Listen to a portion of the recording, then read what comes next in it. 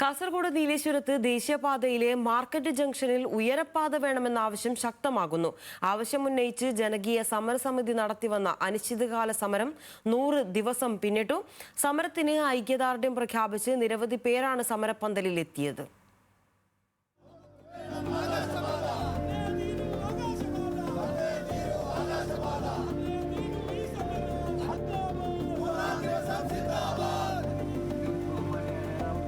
നീലേശ്വരം നഗരസഭയിലെ പ്രധാന ടൗണിലൊന്നായ ദേശീയപാതയോരത്തെ market junction ഭാഗത്ത് എലിവേറ്റഡ് ബ്രിഡ്ജ് വേണമെന്ന് ആവശ്യപ്പെട്ടാണ് ജനകീയ സമരസമിതി അനിശ്ചിതകാല സമരം നടത്തിവരുന്നത്.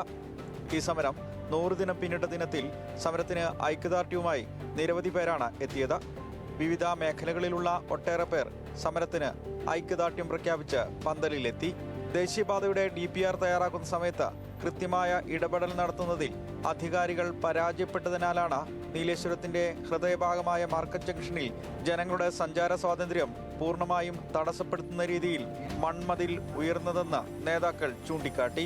മാർക്കറ്റ് ജംഗ്ഷനിൽ സമരത്തിന് ഐക്യദാർഢ്യം പ്രഖ്യാപിച്ച് ഒരുമയുടെ സന്ദേശമുയർത്തി കൈകൾ കൂട്ടിപ്പിടിച്ച് ഐക്യദാർഢ്യ ചങ്ങല സംഘടിപ്പിച്ചു.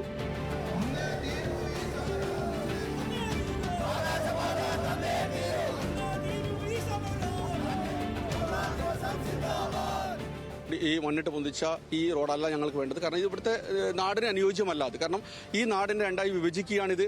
ഈ AUP സ്കൂളിലെ കുട്ടികളുടെ ജീവന് ഭീഷണിയാണ്. മുഖ്യധാര രാഷ്ട്രീയ പാർട്ടികളെ ഒറ്റയ്ക്കും തെറ്റയ്ക്കുമായി സമരങ്ങൾ ചെയ്തിരുന്നെങ്കിൽ പോലും അവരൊന്നും ഈ വിഷയത്തെ അത്ര ഗൗരവമായി കണ്ടിട്ടില്ല. അപ്പം അവർ എത്രയും പെട്ടെന്ന് ഈ വിഷയത്തെ ഗൗരവമായി കണ്ട് നീലേശ്വരത്ത് ആകാശപാത നേടിയെടുക്കുന്നതിന് വേണ്ടിയിട്ടുള്ള പ്രയത്നങ്ങൾ അവരുടെ ഭാഗത്തുണ്ടാകണമെന്നാണ് ജനകീയ സമരസമിതിക്ക് പറയാനുള്ളത്. പ്രദേശത്തെ മണ്ണ് പരിശോധന നടത്താതെയാണ് റോഡ് നിലവിൽ മണ്ണിട്ടുയർത്തിയത്. പഴയ DPR അട്ടിമറിക്കപ്പെട്ടെന്ന് ജനങ്ങൾ സംശയിക്കുന്നുണ്ട്. മാർക്കറ്റ് ജംഗ്ഷനിൽ ആകാശപാത വരുന്നതുവരെ അനിശ്ചിതകാല സമരം തുടരാനാണ് നാട്ടുകാരുടെയും സമരസമിതിയുടെയും തീരുമാനം. ന്യൂസ് മലയാളം, കാസർഗോഡ്.